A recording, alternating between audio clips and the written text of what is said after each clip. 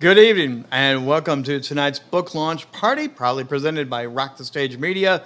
We are celebrating a wonderful, amazing book, and we have a great party lined up for you tonight. And it's all about the profitable fleet management for small and medium sized businesses. Fleet management, vehicles, trucks, cars, all the things that some people love and some of us hate. And that's why this book was written to help us all out. We're going to get deep into it today with the author, Bill Deboer, coming up throughout the night. You'll also have the chance yourself to join in and ask questions via the chat throughout the entire broadcast here tonight. So if you do have a question, feel free to drop it in. We'll use it probably later on the show, but we may sprinkle in earlier. You never know how this thing goes. We also have some surprise guests, and we have the chance to win some prizes as well, as this is all streaming live on multiple channels. So wherever you're on, Twitter, Facebook, LinkedIn, sit back and enjoy this tonight. You're in for a treat. And again, this book is available tonight. And right away, I want to let you know you can get this book. And we're going to be dropping this on several times tonight. But right now, if you're interested, hit that QR code and grab a copy of this book right away. You're absolutely going to love it. Just grab your phone, QR, hit it, and you'll get a copy of Profitable Fleet Management for small and medium-sized businesses. And if you stick around, you might win a copy autographed by the author himself. So we have that and a lot more coming up here tonight. As we get underway, I do want to invite someone special to come in and join us right away here tonight. It's the host of the twice weekly automotive aftermarket podcast. It's the Remarkable Results Radio, and now also the live aftermarket town hall, which airs every Friday, noontime Eastern. Carm is changing the behavior of the how afterlife professional gets the information, training, insights, and strategies.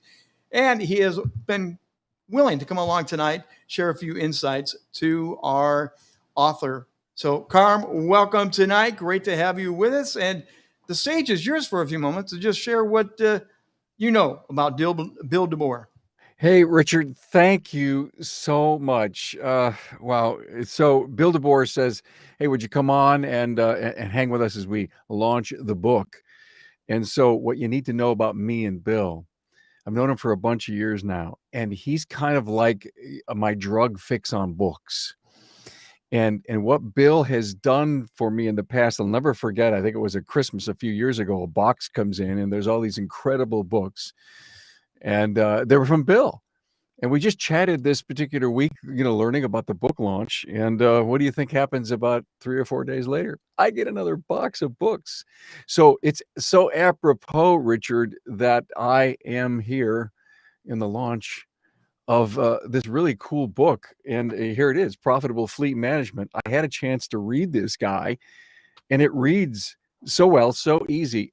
And I got to give Bill a lot of high fives, because it kind of is like a business card for customers. I mean, if you walk in and you got that 30-second elevator speech that you want to give, but you drop them off, a half-hour read, which is a whole lot better in my mind than a 30-second elevator speech, especially because you're talking their language.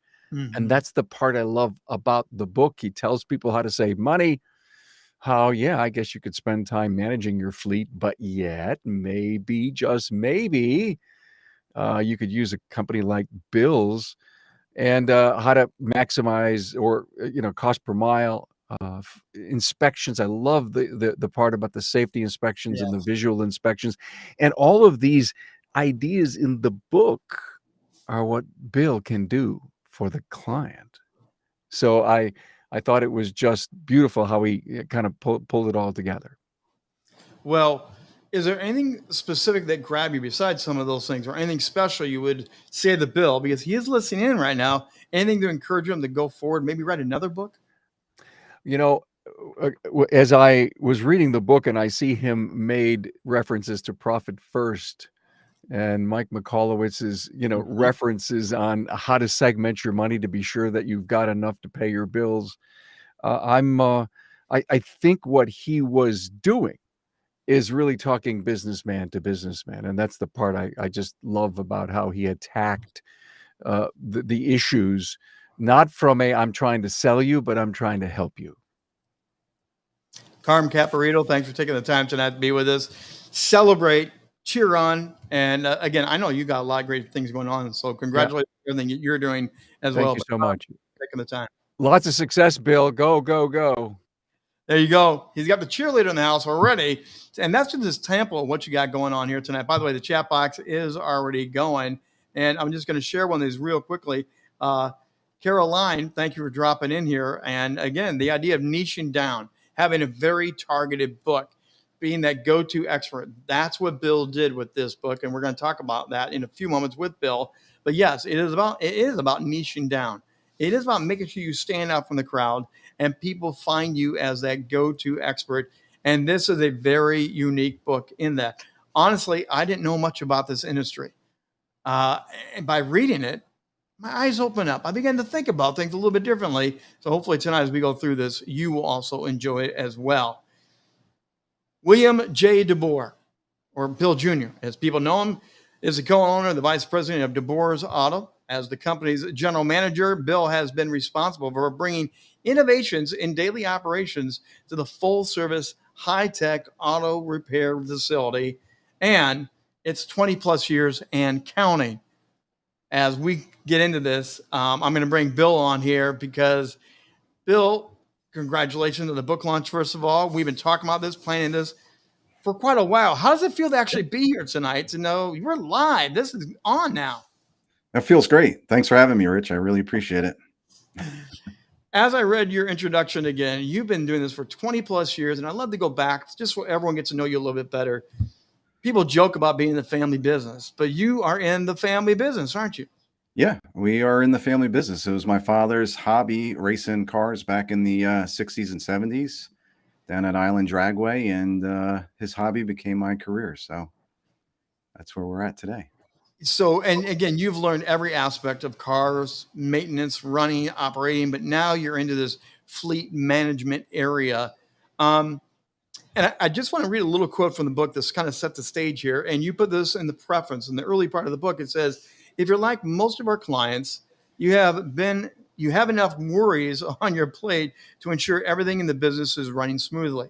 You can't take on another project, especially one this large, that has the probability of costing the company thousands of dollars in repairs, averages, gas, and the list goes on and on. Is that why you wrote this book? To help people save money? To really seriously help them save money? Yeah, well, we're here to help. So saving money is part of that, but also giving them the time and the freedom and the peace of mind that, these people do very important work too. They're going out and getting people's hot water back on. They're taking care of electrical issues in their houses, or on hot days, taking care of the AC unit on senior citizens' homes. That they have to be able to get in their vehicles and go. And when they hit that key, it's got to start. So it's important work that we do, and we try to help them stay in front of all that stuff by, doing preventative maintenance and taking care of the vehicles when they have downtime, so it doesn't interfere with their business operations, and then be there when they need it to go. So this book also sets you up a little bit higher as one of the go-to experts. You're establishing yourself. It's chock full of many, many things. Again, as I referenced, I had to Google, I had to research, I had to figure out what the heck is fleet management? What are you talking about? So for those of us that may not be fully aware, why are you an expert and what is this really all about? So fleet management, it goes back. We've been taking care of cars for a very long time here. Fleets have always been a major part of the business, and it just made sense to write the book at this time. A lot of these small businesses have grown quite a bit. Their fleets have expanded, and a lot of times their owners are, typically they're much like our trade, right? They're plumbers turned plumbing business owners, and they're busy running around trying to take care of plumbing or electrical work or mechanical work, and they don't have the time to mess around with these vehicles, and it's not really in their expertise. Usually when they get to a certain size, it falls in somebody's lap in the office who really doesn't know much about taking care of a vehicle other than having oil changes done. And it's just not a good way it's not a good strategy to manage a fleet by taking care of just doing oil changes. When they go into those quick lubes, they're lower tier technicians, not to put them down, but they're not as nearly qualified as our technicians are to go over the vehicles and make sure everything is where it needs to be and how we can help them forecast issues that will be coming up on the horizon. You just heard Carm a few moments ago, and he referenced part of chapter 2. You're talking about the profit first methodology, and Mike Michalowicz is the one that wrote that in the Profit First book. But you pick up on it further. Take us into that. What does that profit first methodology really mean, and how does it apply to this? Well, the way it applies to it is, I found it very, very useful. We put profit first into place in our business, and it helped us get a good handle on our cash flow. I figured it was just a really good tip to pass along to other people and specifically managing their fleets. So when they are going through and they're collecting their funds from the week before, they should be setting aside a certain percentage for their fleets. So when they get hit with repair bills or maintenance bills, or they have to buy a replacement vehicle, it's a lot easier when you can plan for it and the money is there. So that's why I want to bring that in and kind of unpack that a little bit, send them in the direction of Mike's book as well to learn a little bit more about it. So We did try to get Mike to join us. Just couldn't happen tonight, but he, wishes you the best of luck. There is something I was aware of, and I had to go back to my newspaper days. Driving around in Georgia, delivering papers, they gave me a gas card. They gave me my fuel up card. And at the time, I didn't think of it. But now, are fuel card programs for fleets still valuable, not valuable? Where does it all work into this now? yeah, they're very valuable. They can help control costs. They control, they give you updates on where your drivers are fueling up at, what kind of fuel they're purchasing. When we tie it into a fleet management program where we're getting the data brought into the vehicle and we can watch the mileage, we can start to see trends in the miles per gallon if things are starting to go sideways or the vehicle's not performing quite the way it should. We'll pick up on that stuff there. But yeah, there's a lot of great advantages, and they also have purchasing power too. So as they get into the gas cards, they can negotiate prefixed prices on fuel and start to control their costs much better than just running around with the Visa card, So, yeah, I was going to say, so it's not like our Visa card in our pocket. There are other perks that come with this when you set it up properly, right? Yes, absolutely. Now, also in your book, you're mentioning that there's 3 focuses that fleet operators, managers need to think about all the time: safety, sustainability, and savings. But you say it's usually an afterthought, isn't it? Yeah. So the biggest thing is safety first, right? One bad accident could really put a business in a world of trouble. So it's very important. I mean, there's a lot of risk involved with operating a fleet, and a lot of times it's an afterthought. They think just doing an oil change and taking care of some minor things is taking care of the fleet, but it's really not. There's a lot of risk mitigation that goes into it. Back when when I first opened our service department here over 25 years ago, one of the local enterprise rental cars had opened a branch here in Hamburg, and we started servicing them. But part of that agreement was that they wanted to see that we had certain pieces of insurance in place and that we would provide all that every year once we did our annual renewals for insurance, so that they knew that they were covered. Heaven forbid something happened with one of their vehicles. And, you look at a company like Enterprise, they can certainly take care of their own vehicles, right? They can set up a garage and start taking care of their own vehicles, but it doesn't fit into their risk management model, which when you bring it back down to looking at the fleet at that level, makes a lot of sense to, spread that risk around. So when people start building out, getting more cars, getting more trucks, somewhere there's got to be that aha moment, like, I have more than I can handle. What am I doing? Is that kind of thing you're kind of getting around? Is that people get into it not knowing they got into it? Yeah. Well, I mean, it just comes along with the job, right? Like they get into it and they're passionate about what they do. And it's one of the things that it's a necessary evil inside the business, just kind of like for our business. I mean, and we're all tradespeople at the end of the day. Like we need to have a building and a repair shop that can work on vehicles, just like they need vehicles that can go to houses and take care of, people's houses or businesses that they go to. So it's just part of what goes along with it. One of the best parts of the book, it's a very short part of the book, but I love that in most chapters you have this stop, don't do it type of area. It surprised me. It caught me off guard. You do all these wonderful tips and insights, and at the end you're like, stop. Can you explain why you had to put that in the book that way? Yeah, well, it just makes it, they're really quick, easy, actionable items that people can just stop doing right now. So, and that's why we got into it and put those in the book, because there's great tips that you can take action on, and then there's stuff that you should take action on and stop doing. So that's why Were there any of those that didn't make it to the cutting, to the final edit? Were there some more that you're like, I got to put it on? And your editor goes, nah, we're not going that far, Bill. No, I think we got them all in there. I mean, I try to keep everything streamlined. I'm a pretty matter of fact guy, as you can tell, and straight and to the point. So we kind of got everything in there that we wanted to. We're coming out of the pandemic, and I know you and I have talked about this before. Through the pandemic, the slowdown, and then these trucks were sitting, these cars were sitting. So, what are some of the common mistakes fleet managers and operators are doing right now, coming out of the pandemic, that they probably should pay more attention to? Well, right now, the biggest thing is still trying to get inventory or replacement vehicles for these fleets. The chip shortage, they're finally getting caught up on things, and they're starting to come into the market, but there's not that huge surplus that there was there before the pandemic. And reinforcement of our general thesis on taking care of vehicles and maximizing their useful life.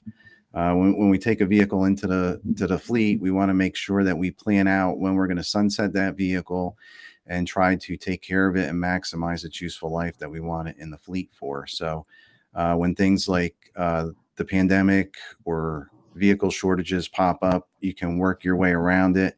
If you get caught flat-footed, like a lot of fleets did during this, where they were proactive in taking care of their vehicles to begin with, it wasn't really that big of a deal. When their vehicles need a little bit more maintenance to make it another year or two to get replacement. So Throughout the book, you drop little stories of different people that you've worked with, but can you highlight one maybe that you helped a small business, so you really got in there and made a big change for them?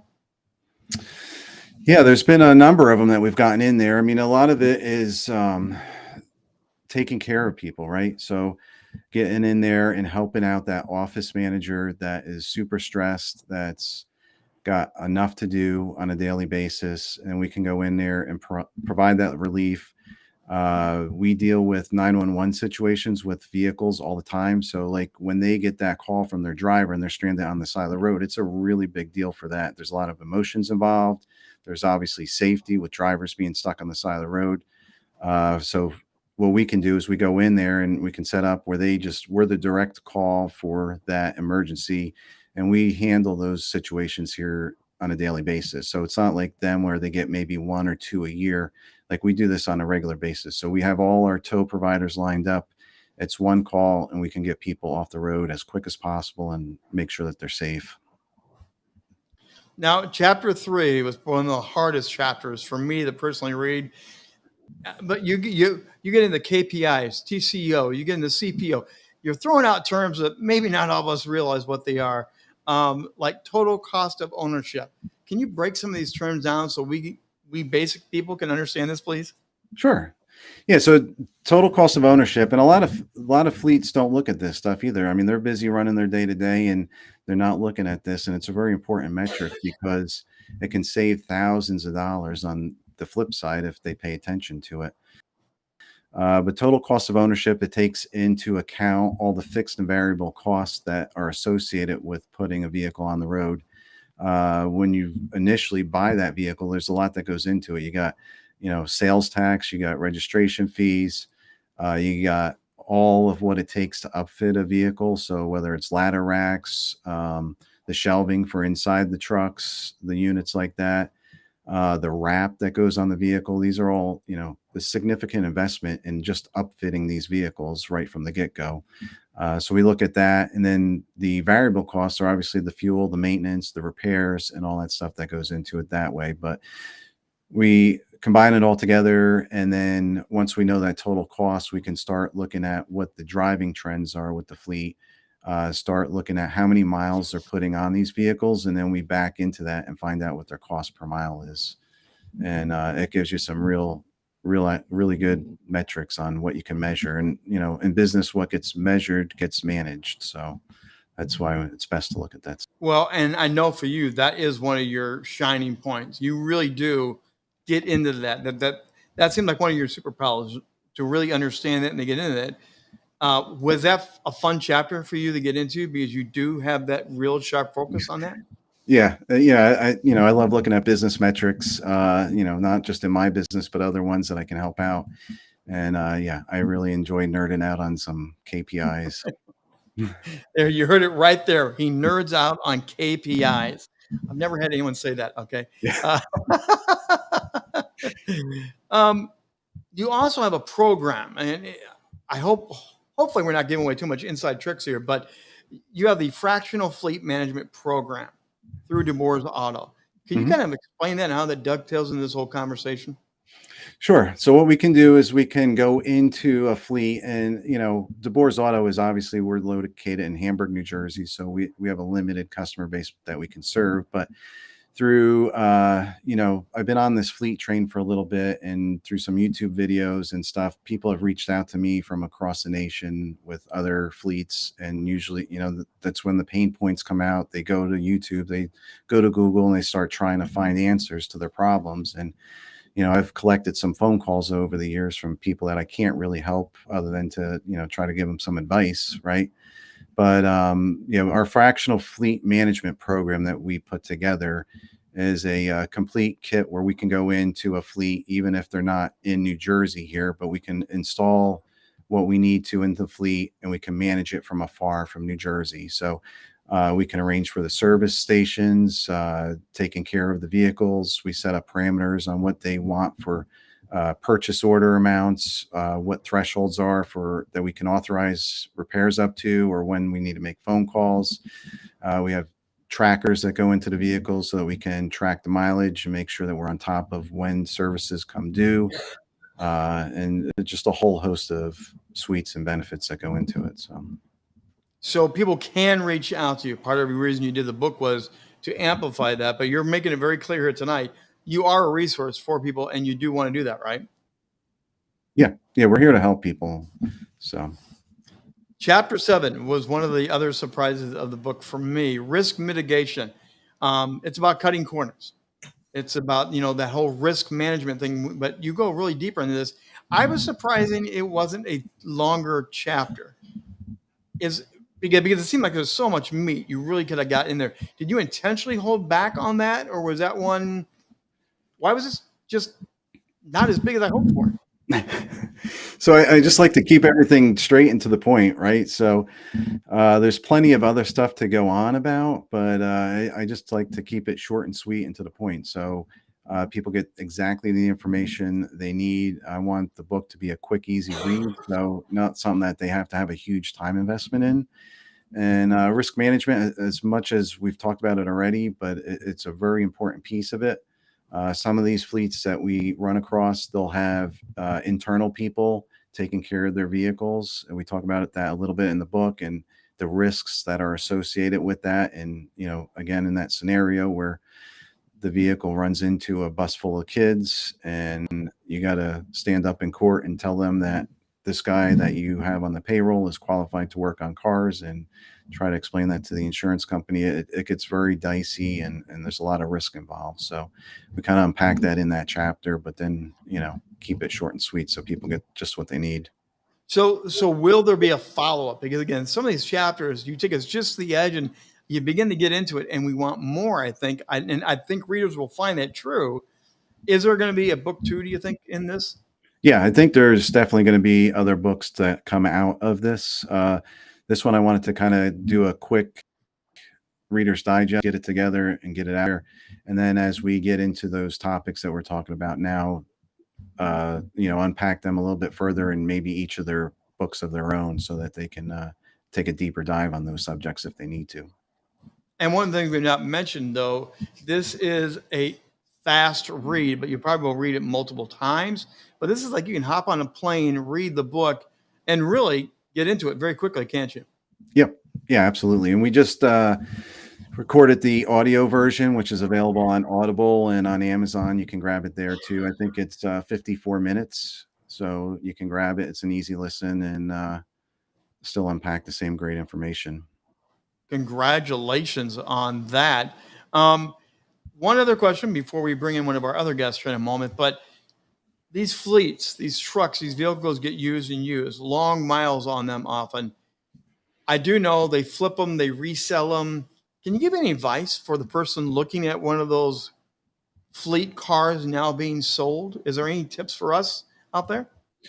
Yeah, well, I mean, if you're looking to purchase a used one, I mean, the best thing to do is have a pre-purchase inspection done. You can get a real assessment of where that vehicle's at. I mean, some fleets really take care of their vehicles, and other fleets just use and abuse them. And a pre-purchase inspection would help unpack that and kind of see where the vehicle's at, what condition it needs to be in to get it on the road again, and give you that information right there. Well, Bill Deboer, we're going to have more questions for you coming on up as we go back into the gallery. And I am going to bring on Mark Lindsay is going to come join us in a moment. Another one of those people that you know in advance of our show tonight. Mark Lindsay, the business owner at Mark Lindsay and Son Plumbing and Heating. They do the unusual plumbing repairs, help and installation on bathroom remodels, set up water treatment services, and much, much more. So, Mark, welcome to the live celebration tonight. Well, you've been listening in. What do you think of all this so far, Mark? Well, Bill, thanks, Rich. Bill hit everything that, we've been working on for years. Right, Bill? I think I've been with you 3 years now. Yeah. About.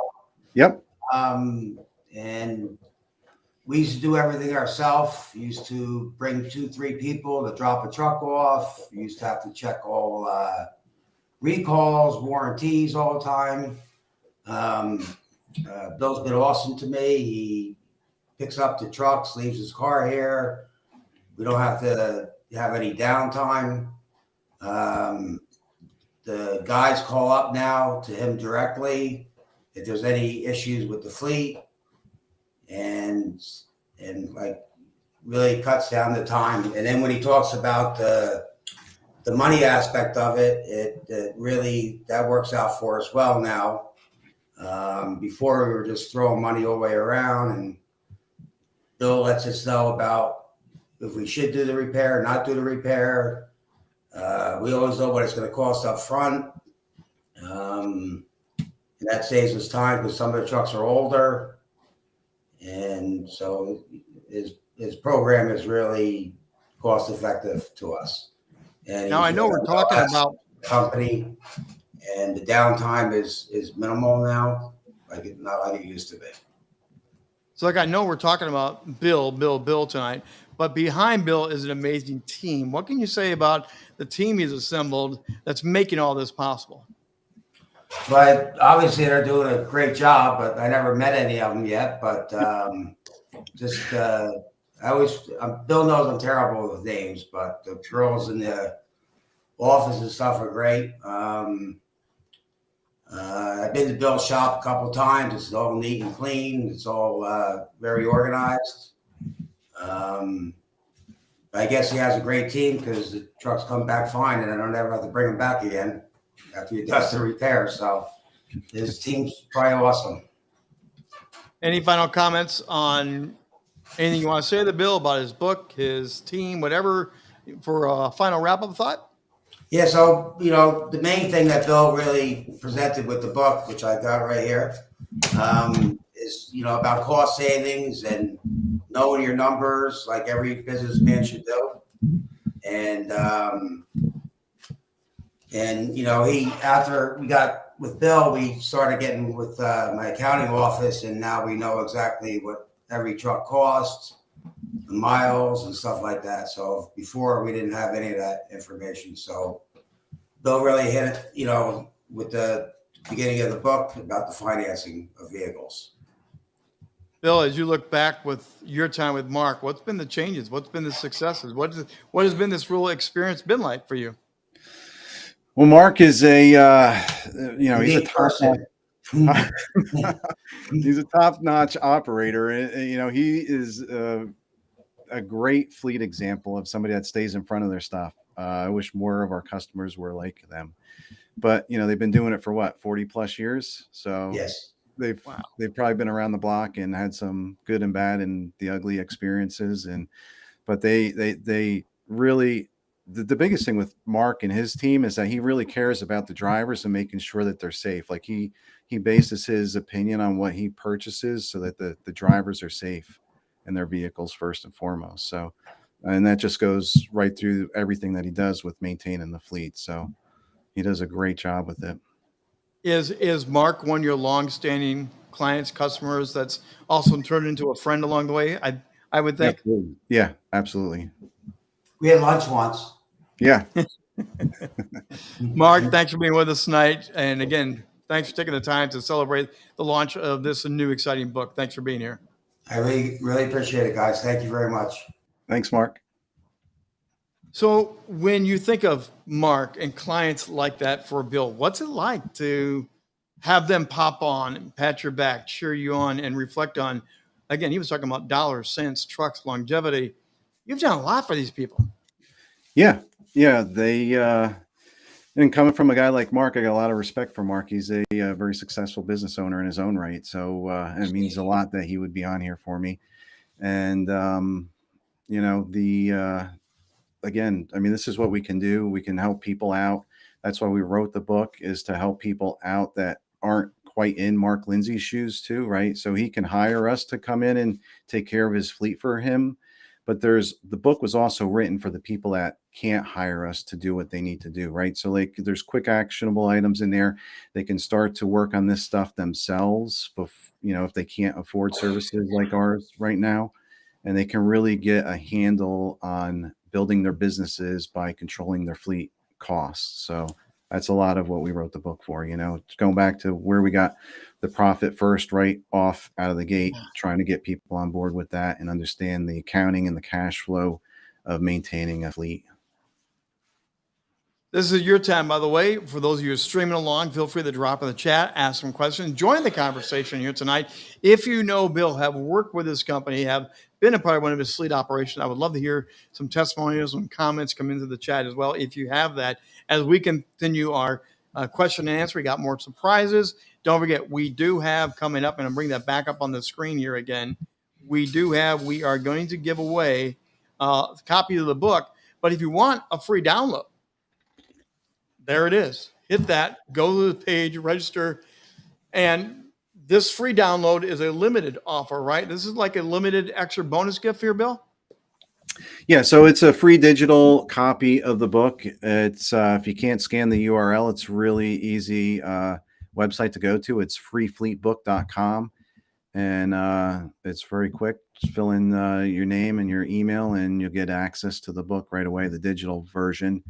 And then we also have a limited amount of printed hard copies that we can mail to people as well if they want to pay the postage. That's right on there as well. So, or they can hit up Amazon or Audible for the download of the audiobook. So grab that phone, hit that barcode right now, grab that, or the one in the upper corner as well. Grab that as we keep having more conversation here. I'm kind of interested in, Bill, what's the biggest differences? What's considered a large fleet and a small fleet? Because you do small and large. Break up what's the differences between those, the size or whatever you compare them to. So, I would consider a small fleet is anything from 0 to 10. Medium-sized fleet is anywhere from 10 to 50. And then, some of the other, once you go over 50, you get into the enterprise level type stuff where and we do a lot of that work too. It's kind of confusing with the fleet space because there's a lot of enterprise type fleets out there. So you think of your large, trying to think of like the, Sears, Best Buy, like these people that come out and service your equipment in your house that do installs of equipment for these stores, these big box retailers, they're all managed by an enterprise type fleet, and we do all their work as well. So typically what'll happen is somebody will they'll get referred in by the managing fleet. There's a number of different manage those enterprise type fleets, and they refer them into us as a provider, and then we know the process and handle everything in store here for them. So is there a part of this journey that you've gone through from I mean, again, you've been in the business for a long time. It's been the family business. You've learned everything, but now you're an author. Did it ever dawn on you midway through, like, what the heck am I doing? Or was it a fun journey going through this? yeah, it was a fun journey. It was easy, right? This is the stuff that, we eat and breathe every day of the week here at Deboer's Auto. So it wasn't really that difficult once I got the outline together to, just the book came together really quick. So, and, the purpose behind it was to get it out there and help other people with the fleet stuff. So that's why we did it. And it was just really easy to put together. So Now, is your book for those that already are fleet managers, or is it also for those that are contemplating expanding their fleets? Is this a book that will help them jumpstart the best way right away, or is this for those that are already deep into it? it's for everybody, right? It's for anybody and everybody. You talk about some of the phone calls that I get, from like, I don't want to say the names of the companies, but, around the nation that have reached out to me via YouTube videos and this sort of stuff. There are people that, they're working inside these companies and then they catch a transfer and now they're in charge of trying to manage this. Either they're an accounting professional or they're a professional manager of the business. And now they got to try to wrap their head around this untamed beast, that the fleet that is the unwanted stepchild inside the company, right? So that's a lot of, the book is written for them so that they can get a handle on it, pick up some tips and start to get a handle on what's going on in their business. When it comes from fleet acquisition, I know you mentioned that in the book, but are there any unique special tips that people need to be more aware of as they expand their fleet, add in or have different varied trucks or cars? What would you say to give them help right there? Yeah, so when you get into acquiring fleet vehicles, there's quite a bit that goes into it, and depending on where you are at in your fleet stage, eventually you'll want to grow into where you qualify for manufacturer fleet programs. They give out certain perks, certain buying power to people that have certain size fleets. So we help coach people through that process, get them set up with the manufacturers that they want to partner with so that they can, there's a lot that goes into that. There's the financing and the leasing side of it. And then also our background here, I grew up in the business. We started out retailing cars. We did so for many, many years. And, I've kind of cut my teeth in all of that. So to the auction since I was 8 years old, I know that side of the business very well. We added F&I into the business when I came into it after college. So I understand what's involved with finance and insurance products inside of, the fleet acquisitions. So try to help people inside the book with that. And, again, you talk about something that could probably go a lot deeper on is another book is probably a whole book just on vehicle acquisition. So because it is such a big area. And again, I'll openly confess, I wasn't doing fleets, but I bought a lemon of a car. They promised, and I had it inspected. I had it probably checked out, and I still bought a lemon. Does that happen very often when you get into the fleet management, or is it the scales tipped a little bit differently that you don't fall into it quite as much? No, I mean, most manufacturers nowadays, I mean, you can always run the risk of getting a lemon. There's bad stuff out there, but by and far, the cars today are a lot more reliable. That's why we're seeing that the vehicles go in the age, and the average age of the vehicle on the road today is over 12 years old now. So these vehicles are lasting a lot longer than they have in the past. So, and it's just a testament to where they're at building these vehicles today. So, you can buy something new and take care of it, and it'll last you a very long time. And it has to, because they're expensive to buy. So. Have you done much with the hybrids and like the Teslas and things? Because I know like Uber has a massive fleet of cars people can now rent and lease. So they're into the fleet management, but I know they're also using Teslas and some of these hybrids. To me, it's kind of like this is early on still in this. Have you dabbled in that? Any advice for people doing that? Yeah, yeah, we're dabbling in it as well, right? So one of our loaner vehicles is an electric vehicle. We just put in an electric charging station here at the shop. So we're playing with that as well. It depends on the person's use. You know, we live in a rural part of the country here in northern New Jersey where, you know, charging stations aren't everywhere, and the ones that are there are slow and take a little while to get you going again. So you better have some time to wait if you need charged up. But you know, there are certain fleets that it makes very, very good sense for, and then there's other fleets that it's not even close to being an option. So the best thing is to do is, you know, match the vehicle with the mission of the fleet and what they're trying to accomplish. So This book covers, you have a total of 9 chapters with a preface and some after good stuff. What was your favorite part of doing this book, your first book? Finishing it, really. Getting it done. That's what every author says. It was Yeah. getting to the finish line. Really? Yeah, the beginning and the end was kind of like the highlights. It was very easy to start, and it wasn't too hard to finish either, but the stuff in the middle took a little bit of work. So you know, if I had to say what was my favorite part, it was the beginning and the end. So Now, I know you have worked with 90-minute books on this project. I'm also working with 90-minute books, and I work with them in some other projects. What would you say about them as a client, as a partner in getting your project done? Because I'm sure this book has been in your heart for a while, but they actually got it out of you. How did that go? Yeah, no, it went very, very well. They were very easy to work with. If anything, they were waiting on me more than I was waiting on them. So they did a really great job of managing the whole process. They did all the cover design, getting everything processed, uploaded to Amazon, and they were a real joy to work with. Very professional. Bill, we got one more surprise guest to come on in here, and we got prizes to give away, everybody. So stick around. And if you have questions, drop them in the chat.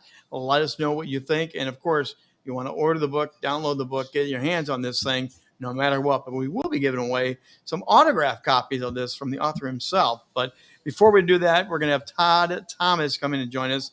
He's the owner of the Mosquito Hunters. I just love saying that, don't you? Come on, Bill. You got to admit, that's a cool name. It's hard to hunt for them mosquitoes. You have a big sprayer. Todd Thomas, welcome to the show tonight. Thanks for hanging on with us. You've been backstage all the way time listening through this. What have you been getting out of this here tonight? Have we been going through the celebration? Yeah, thank you for this opportunity, Rich. And Bill, you're an author. That's so awesome. I know an author. It's so cool. But no, the book itself is so much full of knowledge. I mean, when we started this company 4 years ago now, I never knew how much fleet management was going to be a part of it. And you know, the book itself, it answers a lot of questions, but it's going to make you ask a lot of questions about your business too. I thought I knew what a P&L was. I thought I could read it from front to back, and right at the first chapter, it's a 1-2 punch, and you don't know as much as you do, right? So, I mean, it really is a great resource, something that I'll have, you know, within arm's reach for, you know, forever.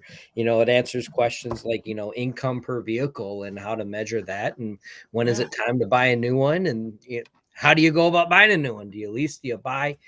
You know, the resource, the information that's in here, you know, and just this, you know, small book is, you know, it's amazing. I just, you know, so it's a lot of really good information. I'm surprised from a Penn State graduate. That's a lot of good stuff. But We knew he was going to throw it in somehow, Bill. We just don't know how he was going to get it in. But Todd, yeah, what was your biggest takeaway from the book? What was that big? Because again, yes, you open it up and it is a 1-2 punch at the beginning. You realize small book, heavy content. But what was your biggest takeaway? well, I mean, the whole thing, it's kind of makes you rethink of how you look at your vehicles. Is less of a a chore or a mode of transportation to something that can either make you money or can cost you money.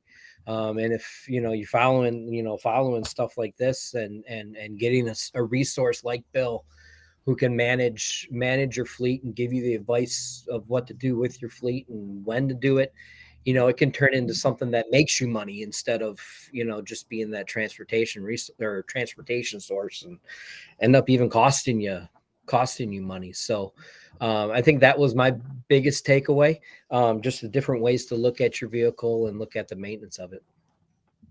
Is there any part of the book that you wish he had gone deeper? Like I was commenting on, some of those chapters are like, man, he's just getting me going. Was there anything that got you or you would like to see in the second book? Definitely dive more into that P&L. Like I said, I've been looking at P&L since, for a long time, but it really is, there's stuff in there that you really have to unlock. And so that part of it is very huge. And then I think, you guys touched on it earlier that, going through the KPIs, getting those nailed down, what are the indicators that I need to look for, how to set those KPIs and then manage them. That would be huge. Bill, what comments do you have for Todd as he beams in today? And again, he clearly loves your book. Oh yeah. Well, we take care of Todd's fleet, Skeeter hunters, Skeeter vans. Yeah, he's got the tools of the trade in the back there. Yeah, knocks them all down with that. So, but yeah, we keep him out there. He does a great job of taking care of people's backyards. He does ours, and keeps the dogs tick free and mosquito free. So it's a great service. So we want to get to our yard as well as everybody else's. Thanks, Bill. Todd, any final comments for Bill? Congratulations, Bill. Thank you. Awesome. Thanks for being here, man. Appreciate it. Todd Thomas, thanks for being with us tonight. Again, owner of Mosquito Hunters. You got to go look him up. I mean, you go to his website. It's really cool. I never thought mosquitoes would be cool, Bill. Bill, we are coming down to time to spinning the wheel here. Now, we have 3 copies. Thank you for giving those copies as a way. We're going to have you autograph those copies, give them away. We have a list of people that have registered to follow along, stream with us tonight. So what we're going to do here this evening is we're going to bring the wheel up in a moment. We're going to spin, and whoever wins tonight, Bill will be sending a autograph copy to you directly as a way to say thank you for joining us and supporting. And hopefully you will love the book as much as everyone here tonight's been talking about. So, we're going to bring the wheel on here. There's the magic wheel, Bill. You ever seen the magic wheel before? Yeah, we've seen that before. We got a lot of people on here. So we are going to do this. And Bill, I'm going to let you take over as MC. You got to say whatever you want to say, spin the wheel, have us get the prize, celebrate this, and we'll just have a little fun here. So here's Bill Deboer. All right. Well, is there a button for me to hit? Are you going to hit it? I get to hit the button. I'm not giving up that much control, man. So I just like to thank everybody for the time that they spent here tonight. I really appreciate them celebrating and helping this get out there into the ecosystem. I know when I was looking around for resources on these books that they were far and few between as far as fleet management goes. And I just really hope that this finds its way to those people that are struggling with the fleets, and that we can help bring them some relief with the book and get them going in the right direction and getting some peace and uninterrupted fleet life going for them. Perfect. We're going to spin for book number 1. There we go. Everyone's waving their hands. Everyone's waiting to see if it's going to be their name here tonight. And it's going to be John Peterson. John will be getting. Now, do you happen to know John by any chance, or is this one of our random people out there in the universe following along tonight? No, I know John Peterson. He's SBDC guy out at Penn State. So I know John. Good. Well, there we go. So John's going to have that autograph copy. Here goes number 2. you look at it too long, your eyes do bug out, by the way. They really do. John Sheen. Listen, do you know Sean John? Breslin. Yeah, I know Sean Breslin. Yes, I do. We're doing good then. We're Yeah. doing good. All right. Any final words here? Or we're still going to give you final words. Any magical words as you spin the wheel for the third time tonight? Not really. Just Any technical babble you can throw at us? nah, it'll put people asleep at this time of day. Here we go. Number 3, autograph copy. Profitable fleet management for small and businesses. Dr. Thomas Gillick. And do you know the good doctor? I do you know? not. No, I don't. Well, there we go. Well, so we have 3 wonderful winners, and they will receive, that will go out in the mail. And since I don't know what you're going to do, are you going to throw any of these surprises, any other goodies with these books as they're going out the door? Yeah, we have some Deboer's Auto swag we can hook them up with as it goes out. Ooh, nice.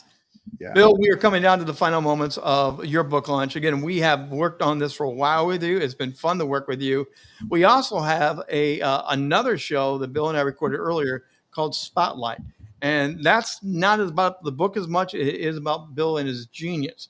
Be sure to check that out. Bill will be sharing that very soon, I know, as part of the ongoing campaign of the book launch and other endeavors for his business. But Bill, here it is. We're coming on the finish line, man. What all this work, all this planning, what you're here.